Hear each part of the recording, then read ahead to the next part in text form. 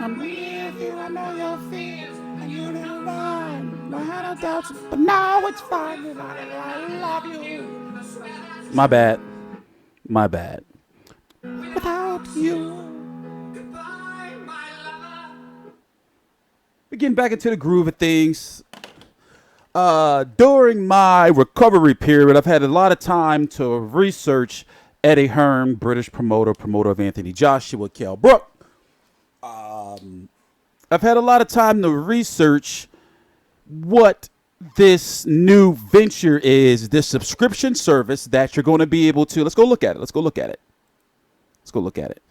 Okay, now here's the website. Now, as soon as you type it in, right, they're not available here yet. They're supposed to start putting on fight cards here in America. High-profile fight cards here in America. High-profile fight cards here in America on this streaming service. TV. Smart TVs, Android TV, LG, Panasonic, Samsung, Sony, and Philips, Amazon Fire TV Stick, and Roku TV. Mobile and tablet, computer, Xbox One, PlayStation 4, PlayStation. So you're supposed to be able to watch this everywhere on your smart TV. And the question I have is, which is a common sense question, right? It's supposed to be $1 billion deal. Yet, from what I'm hearing and understanding, is that it's actually instead of an 8-year $1 billion deal, it's a 2-year deal that, depending on what happens in those 2 years, the financiers don't want to lock themselves in. So they're like, okay, show us what you can do in 2 years, and then we'll give you the other 6. Basically is what I'm getting from it. So Bob Arum did a pretty interesting interview where he was talking about, and you would think that guys like Bob Arum of Top Rank Boxing, Steven Espinoza, the guy who runs Showtime Boxing and has a heavy say in what happens in guys like Deontay Wilder's career, you'd think that they would know better. And they've been saying, you know, these guys and these boxing insiders are saying like, yo, it's not really, it may be $1 billion there to spend for the future, but it's not really there yet. So Bob Arum was saying something like, don't quote me on this, you can go read it yourself. Is that, you know, they can't sign nobody past 2 years. That's why you see Adrian Broner, you know, put out the details of his Eddie Hearn exchange. Basically, Eddie Hearn had emailed him some stuff in regards to a contract, and it was something like, what was it? Was it 3 fights, 6.75 million, something like that?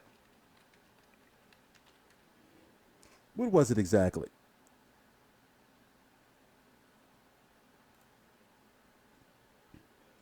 Let's see.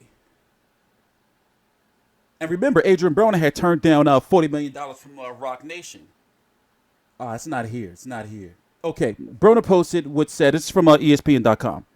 Broner posted what he said was a 1 year, 6.1 year. That was 3 fights for 1 year, $6.75 million offer sent to his camp by Hearn.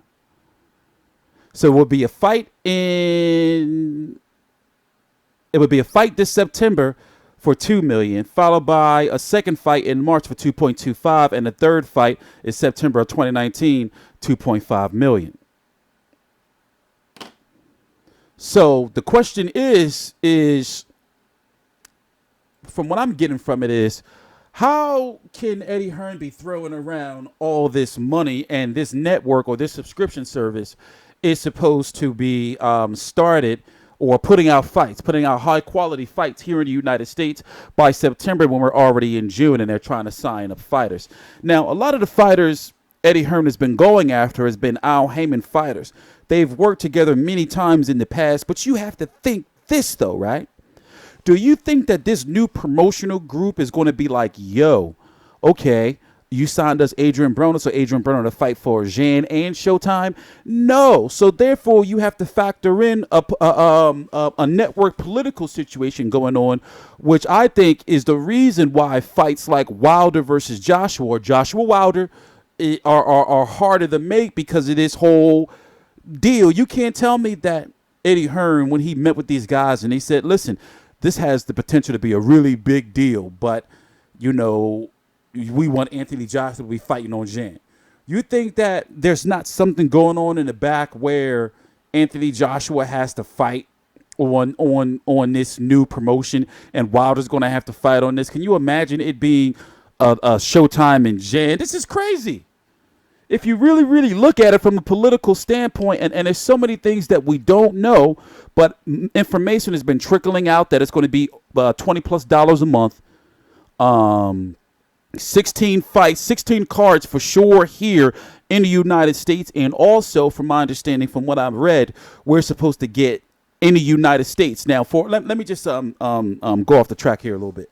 Now, for us media people and for real hardcore boxing fans, this will eliminate a lot of problems for us if you want to spend the money on having to not illegally watch these bullshit streams with the buffering and links don't work, and if you got a bullshit computer getting a virus or something. For me, it's been something I've been asking for years to be able to get those fights, even though they're just going to be Sky Sports specific fights or Eddie Hearn's fights.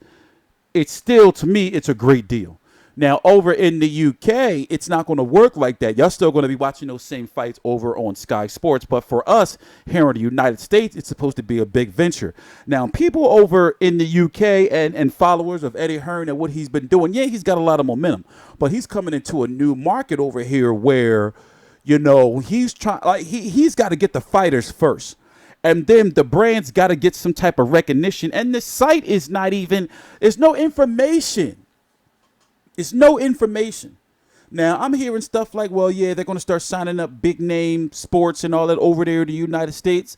I'm thinking, okay, here in the United States is football, right? Baseball, basketball, hockey, and then, you know, you have soccer or your football over there in the UK or everywhere else in the world where it's called. But that's like the hierarchy right there. You know, I think that football is number one in America, right? And then it's baseball and then basketball. You know, depending. So I don't see where I just don't see it.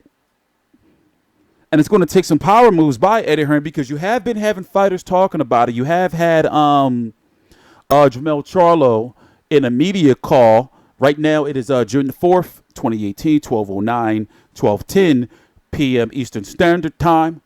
So this was last week, like last Thursday or something. It's Tuesday and it's Monday now. Where Jamel Charlo was talking about that he's got some offers, you know, and an offer from Eddie Hearn. Basically, you could tell he was talking about Eddie Hearn. And you have to think, why would these fighters not do it? But when it comes to the subscribers and the viewership, how much are you going to pay to see? Let's see if they, let's say, I don't know, what fighters can they get? And then these Al Heyman fighters would have to be cool with it, right? Then that would be taken out of Showtime's pocket, right? I mean, Showtime's pool of fighters. I don't know. We got to see some more. You know, I've heard they offered Keith Thurman some money. We've been seeing the joke, or if you haven't seen the joke of, let me go pull it up. If you haven't seen this. Oh, I was watching this earlier. This is not what I was looking for. If you haven't seen this, you know, Eddie Hearn signed the Prince, walked this earth like a god, Charles Martin, the Ghost Robert Guerrero, and Rod Sulka. But it's supposed to be a joke. We don't know who he's really signed yet, but right now we're just gonna have to see. We're just gonna have to see, man. We're just gonna have to see. You know, they're trying to make a splash here in the United States. Like I said, I'm gonna buy it.